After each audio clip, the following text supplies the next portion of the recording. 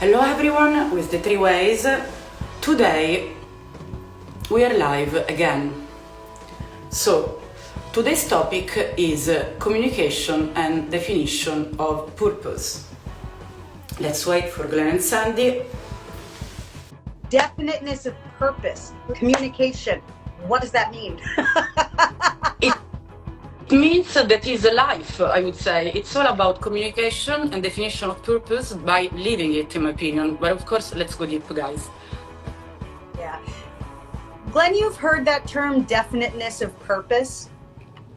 No, not like that. Definiteness of purpose. You know who uses it a lot is Napoleon Hill. What was that book he wrote? Think and Grow Rich? Yeah. Right? Yeah, that was a while back. Yeah.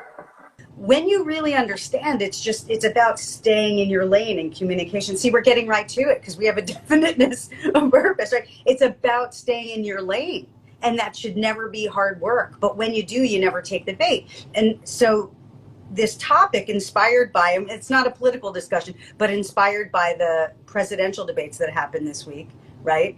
Everybody has their opinions of it, not important for this conversation. But can I start off with a quick story about a client? Yeah, about this? Please, Sandy. Okay. So I had this billionaire client, which is not so crazy, where I'm located in New York City. You know, they call this block hedge fund row, right? So I'm not one. I just have this little office here, but you know. So there's a Rockefeller who lives in my building, right? And then there's me on the bottom. Anyway, so I have this client, and he's like, you know, one of the billionaire types, and I loved him so much. We did such great work together, and he was telling me that, you know, he was one of those people who came from sort of nothing, and as he was making his way up at a pretty young age in the business world, he had this mentor. And then one day, this guy who's now older, but he's my client, when he was younger, it was the first time he was invited to speak on a panel, some financial something or other, and he was so excited because it was the first moment. I'm sure you guys have those moments in your life where you're like, I think I made it. I think somebody's heard of me. Yeah. You know, so he was invited to come speak on this panel. They valued what he had to say. So he tells his mentor about this, and the mentor says, well, what are the answers you have prepared for the questions for the panel? And my client at a young age said, oh, no, they didn't give us the questions yet. And the mentor said, let me ask you again, what are the answers you have prepared to be on this panel? Yeah. Now, it's brilliant.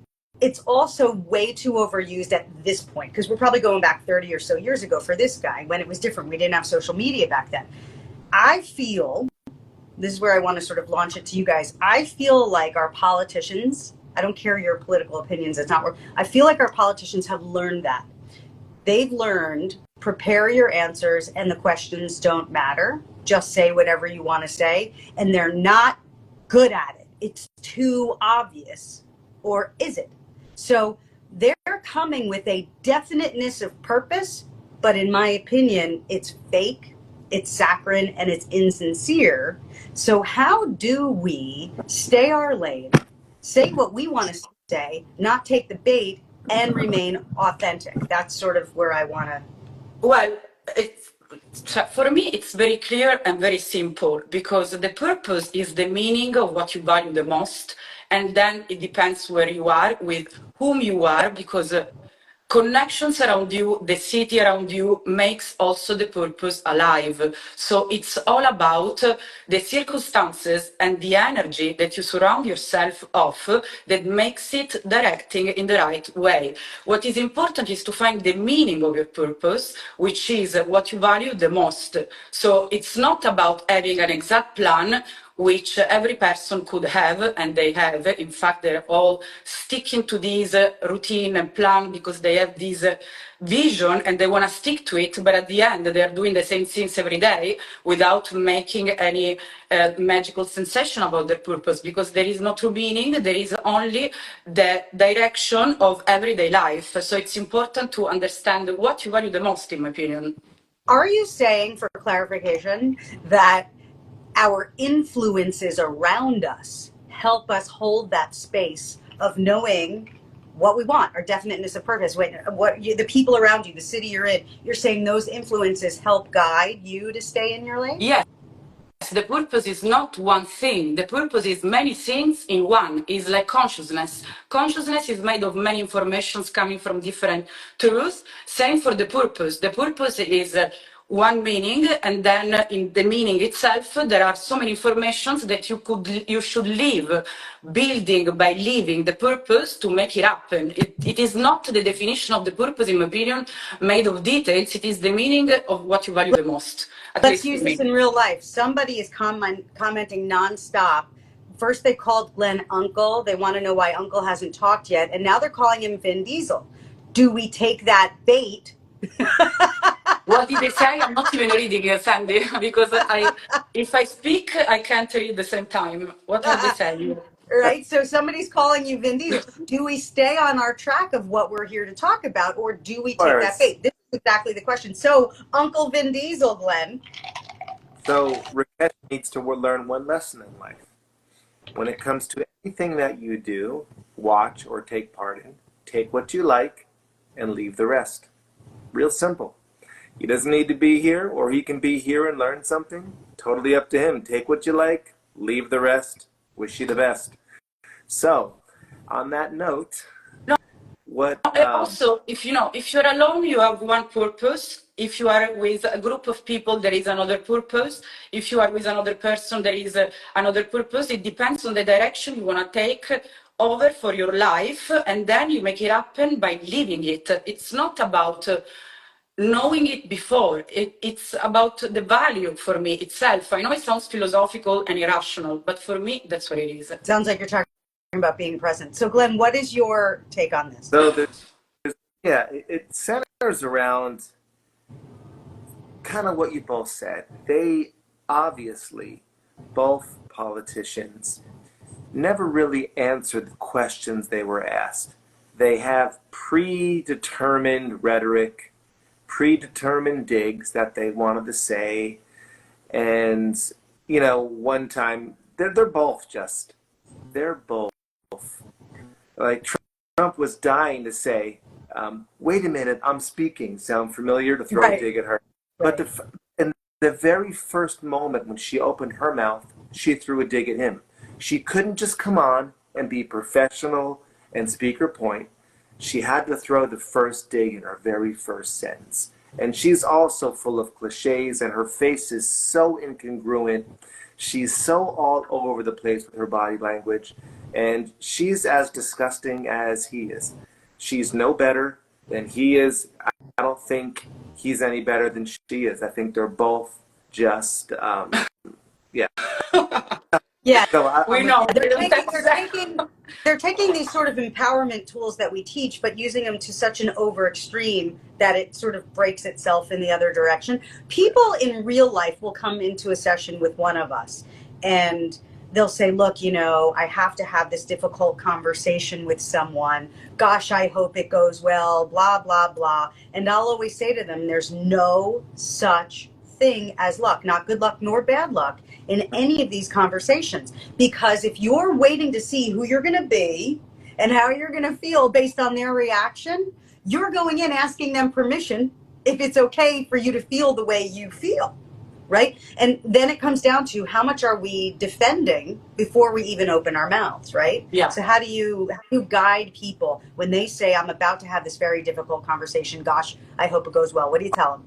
I'll tell you the secret, and I have the secret for that. I have the absolute secret. Here comes the soundbite. I'm gonna give it to everybody free right now. People got to pay a lot of money for this secret. But here is the secret for every difficult conversation. And every time I follow this principle, it works out to the highest good of everybody involved. Every time I don't follow this principle, it goes south. I'm salivating. Because, yes, salivating. If you're dealing with an irrational person, trying to be rational with an irrational person, trying to second guess and prepare what you think they're going to say, because they're always going to say something even more crazy than you realized. And then you're going to get triggered, and then you're done.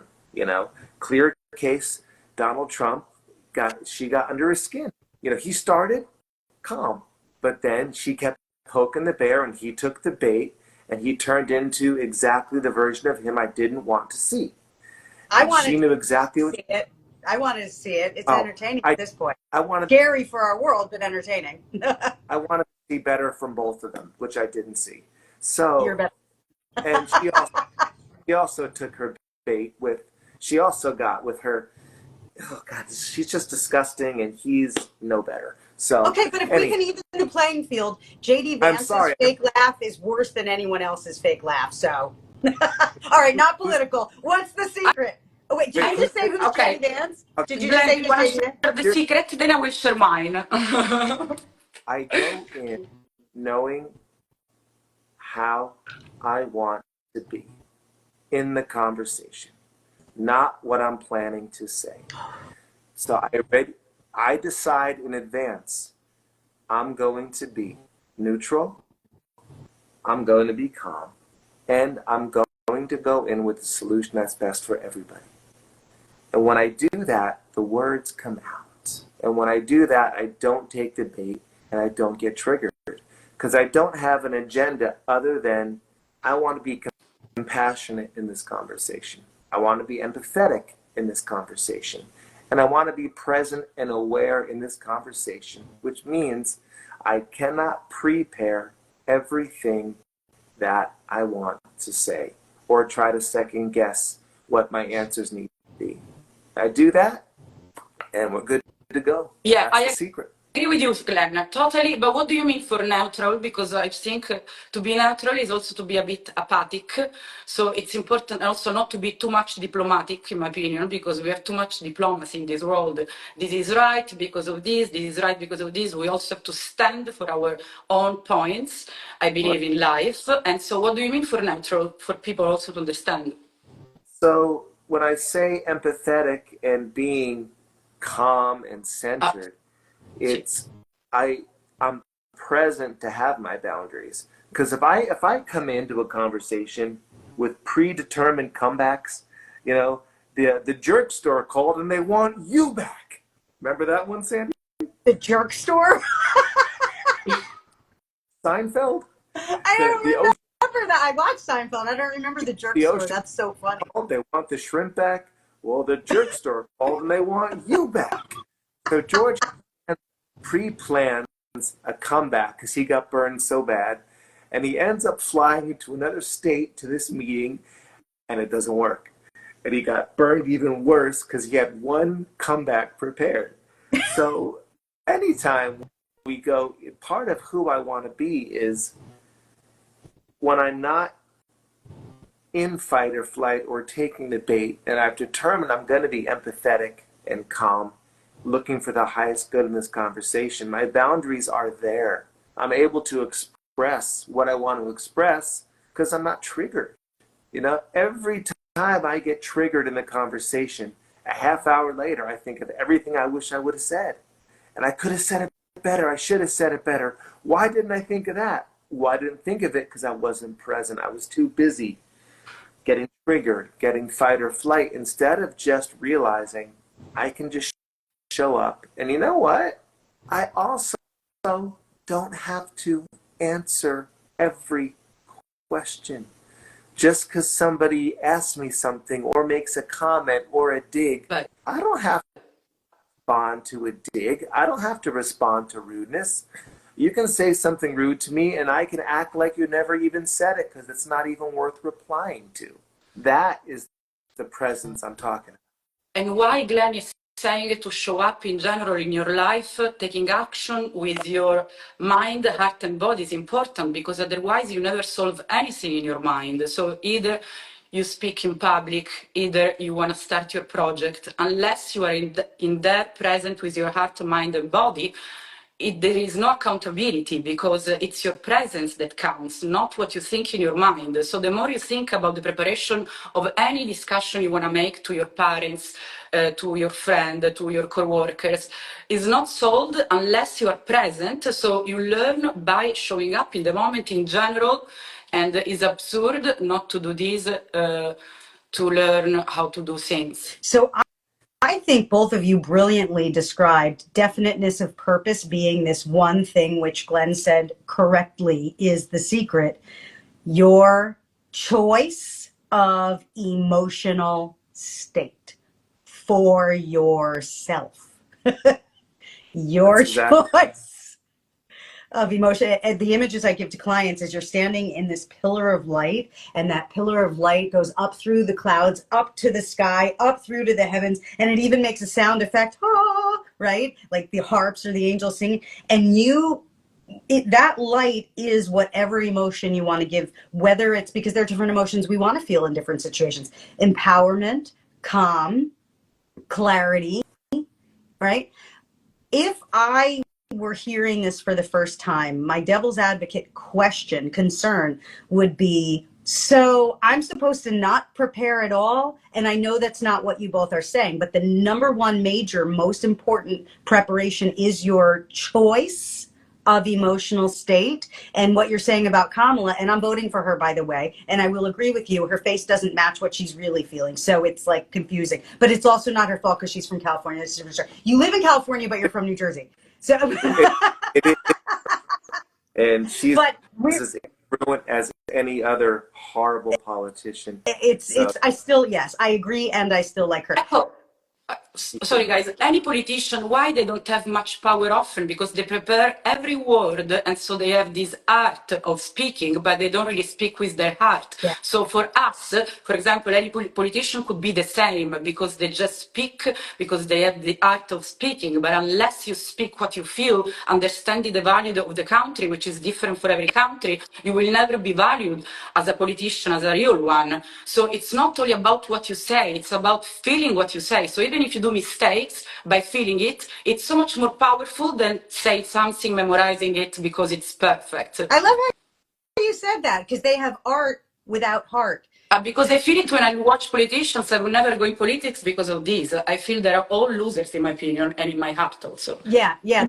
They're seeking They're so false sense of ignorant. They think of their own interest, and there is truly, apart few, of course, and many in history, but in today's world, it's very rare to find a politician that is taking care of the value of the country, and it's not because of interest they have between politicians. It's obvious. Yeah, it really seems obvious. And so when we look at Glenn's expression of what the secret is, and he's so right, it's about energetic hygiene. It's preparing your emotional state deliberately, not by default, or you're going to get tossed around. But we're not losing actual information preparation either.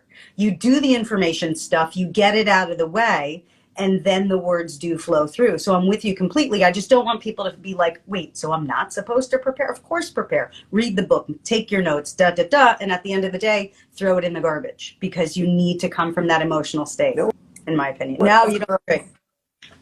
What I'm still learning, it's somehow ingrained to us from being kids on the playground, is this feeling like we always have to win or have the last word, or we don't want somebody else to get the better of us. You know, that's kind of ingrained. It's been ingrained in humankind. Yeah. And I don't agree with it. If somebody says something to you and you don't have the right comeback, if somebody says something to you and you don't have the right answer, is it really that important? Is it really? Agreed. So where's the real win?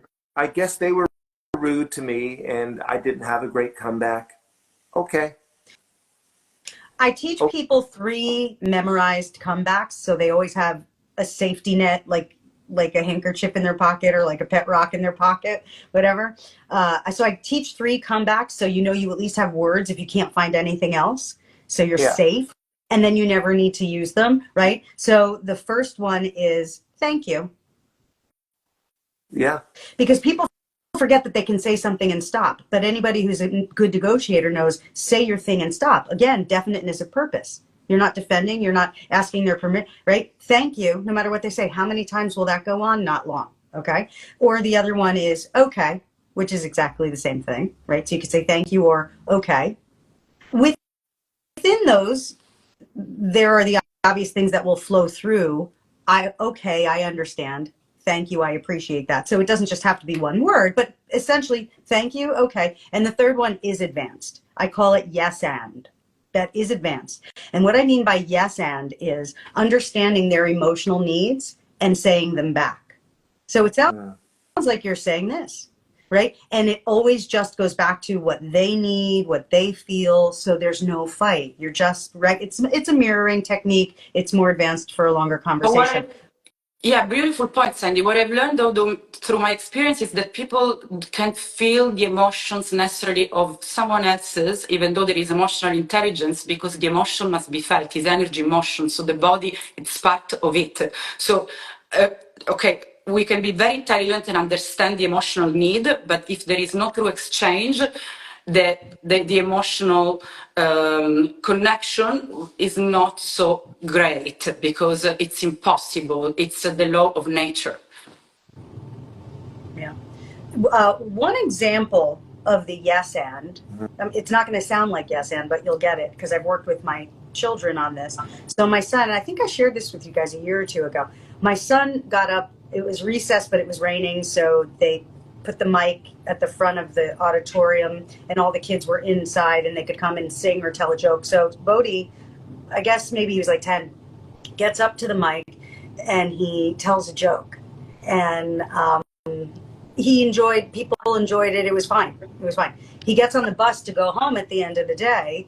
And one of the kids comes up to him. He's like, your joke was really stupid, Bodhi. You're an idiot. Right, putting my kid down to his face in front of all the kids. And they're all there laughing on the bus. And he's trapped, right? So he takes a pause, right? Picture him basking in that pillar of light of not, I'm going to win, I'm going to beat you, I'm going to show you, I'm going to defend. None of that. Basking in, how do I want to feel? And whatever his choice was, calm, sure of myself, clear, safe.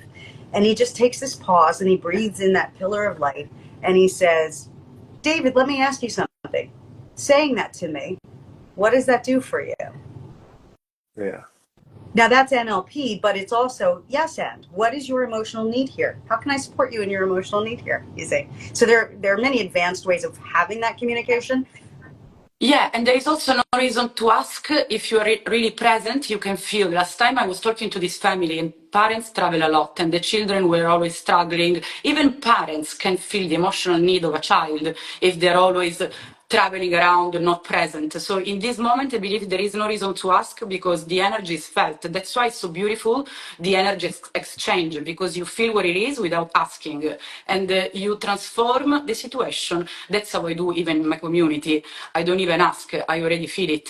So now that we've had this conversation and we bring up the idea of definiteness of purpose, Yeah. creating deliberately, being in Glenn's secret way of communicating deliberately as opposed to by default, because you're feeling a feeling no matter what. Are you going to choose or you're going to let them choose? So when we look at definiteness of purpose, having had this conversation for the last 24 minutes, how would you define it now?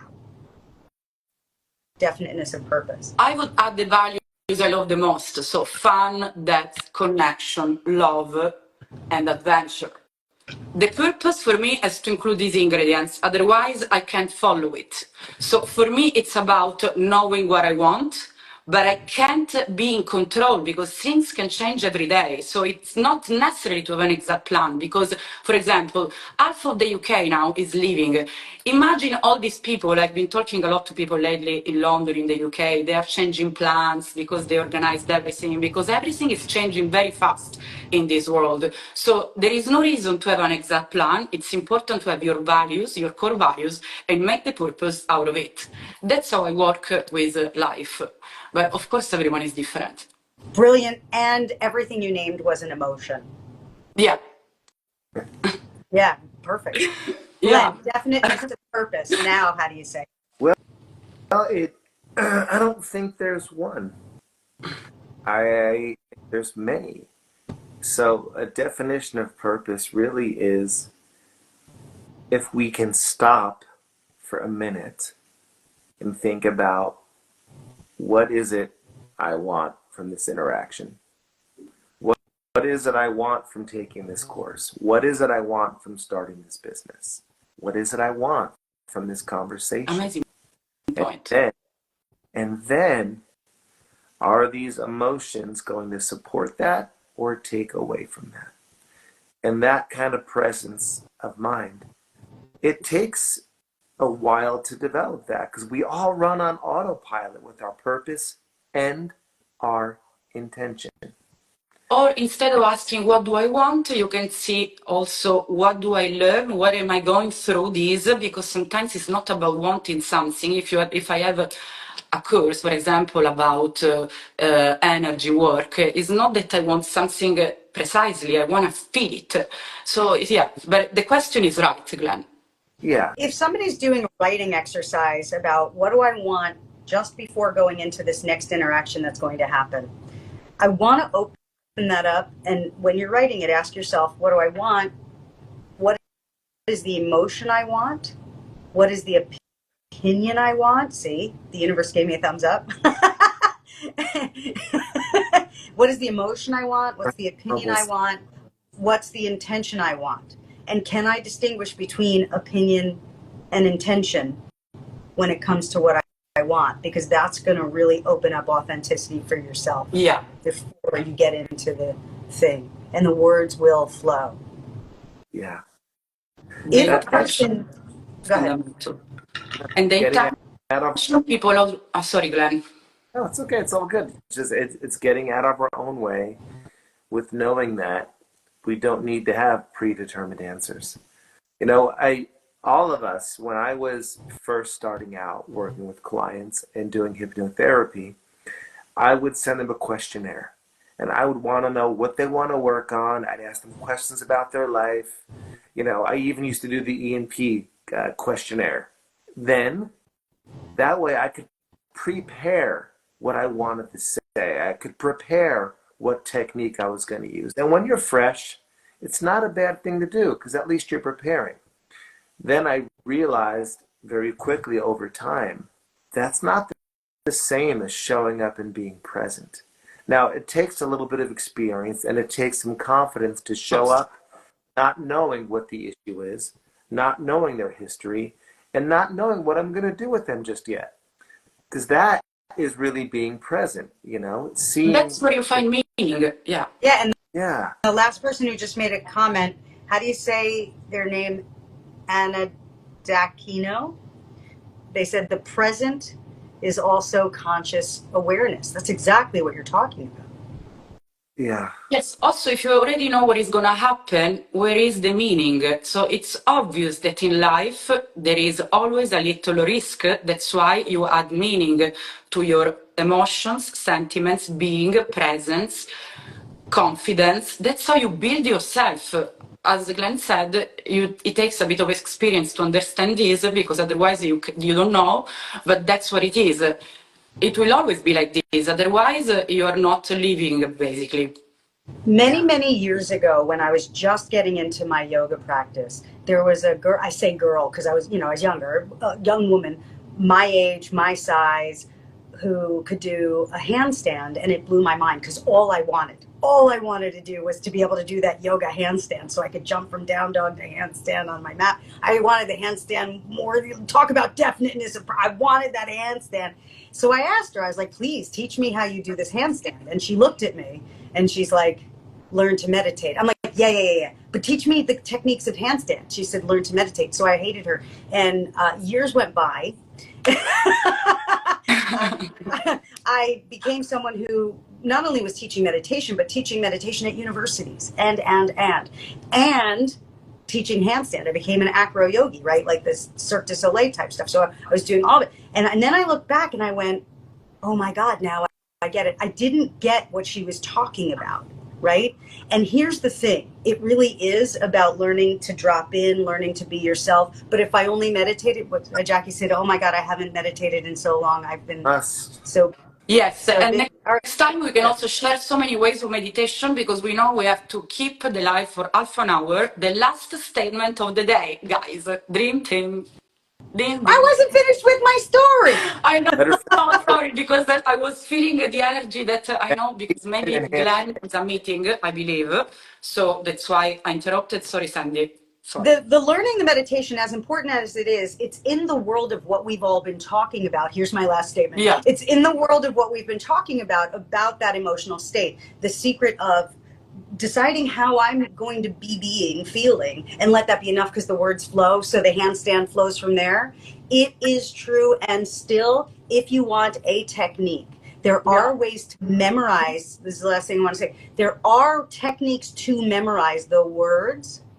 And when I work with clients on doing it, I use imagery to place words in certain places and phrases and be able to uncover thousands and thousands and thousands of paragraphs worth of words where you won't miss a single one, and none of it is hard work because we still do it through that meditative state. We still do it. So there are techniques to do that, and I don't want people to think, gosh, I shouldn't prepare. You should, but your best preparation is emotional. I'm done. And if you have any question, have a session with Sandy because she's an expert of this, because we all have our own techniques, and Sandy, she's very focused on this. Yes. So the best thing that helps me when I remember, when it comes to a difficult conversation, or especially dealing with someone from your past, like an ex that you have to because you have kids together, is to throw away the script and just be. Yeah. There is nothing more wrong than comparing people, like truly. Yeah. It truly is the biggest mistake I see during couple therapy with my friends. I know because this person behaved like this, so now I have to behave like this. I said, Mamma mia. First of all, it's so unsexy, in my opinion, because you basically don't have your own self. You're basing your perception on someone that you don't value anymore, for example, or on someone that didn't go through, the situation didn't go through. So what is this? It's so superficial, in my opinion. Yeah. Great way to end it. This is the Freeways because my podcast. friends know me very well. They know me, so I'm very actually. This is the biggest mistake, like true. Mamma mia, Papa Mia. This is the Freeways podcast. Eventually, we get all these posted on YouTube and in podcast. Unless you deal with the same situations, it can be your parents, can be your sister. Then it's another story. But if he's another person, please, yeah. And go follow Glenn and get the Hypno Vault because it's awesome. The vault is growing. I'm doing a big, well, I'll talk about it next time, but at the end of this month, it's going to be the 3-year anniversary. I'm doing like a full half-day live event. It's going to be real fun. Awesome. Amazing.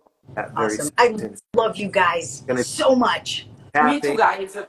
All kinds of cool stuff. Chakras and meditations and hypno and all kinds of fun things throughout the day. So, will you be doing handstands? Will you be doing handstands in your workshop? You will be. I'll come teach handstands at your workshop. I will be part of it. If I can, guys, I will have my computer. I will be part of it. Yes. Oh, yeah. It'll be a Saturday at 10 a.m. So I'll be free. Sandy will come on and do a dance. That will be amazing. Amazing. All right, you guys. Love you guys. Love you guys so much.